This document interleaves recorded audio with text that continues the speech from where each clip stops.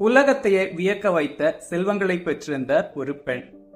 ஆனா அந்த செல்வத்தையும் புகழையும் விட்டுவிட்டு ஆண்டவர் இயேசு கிறிஸ்துவை மட்டுமே பின்பற்றுவேன்னு முடிவு செஞ்சிருக்காங்க. செயின்ட் கிளாரா ஆஃப் அசிசி 1193ஆம் ஆண்டு அசிசில உள்ள ஒரு செல்வ செழிப்பான குடும்பத்துல பிறந்திருக்காங்க.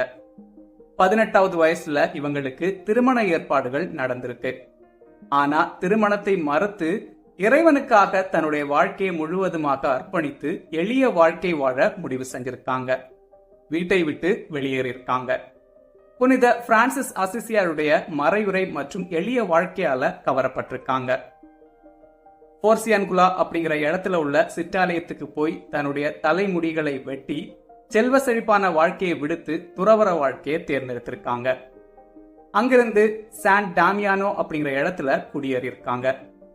அங்க இவங்களோடு சில பெண்களும் சேர்ந்து ஜெப மற்றும் எளிய வாழ்க்கை வாழ்ந்திருக்காங்க. புனித பிரான்சிஸ் அசிசியார் கொடுத்த ஊக்கத்தினால பெண்களுக்காக ஏழை சகோதரிகள், அதாவது புவர் கிளாரன்ஸ் அப்படிங்கிற துறவற சபையை நிறுவியிருக்காங்க. இந்த சபை உலகம் முழுக்க வேகமா பரவிருக்கு. புனித பிரான்சிஸ் அசிசிக்கும் புனித கிளாராவுக்கும் இடையில இருந்த உறவு வெறும் நட்பு மட்டுமல்லாமல் இறைவனை நோக்கி பயணிக்கும் ஆன்மீக ஊக்கமாவே இருந்திருக்கு.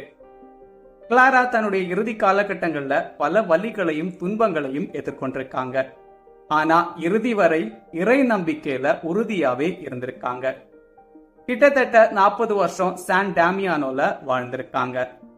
இறுதியா 1253ஆம் ஆண்டு கிளாரா இறந்து போயிருக்காங்க. டெலிவிஷன் சம்பந்தப்பட்ட துறைகள், கண் நோய் மற்றும் சலவை தொழிலாளர்களுடைய பாதுகாவலியா செயின்ட் கிளாரா ஆஃப் அசிசி இருக்கிறதா நம்பப்படுது. August 11 saint Clara of Assisi feast day.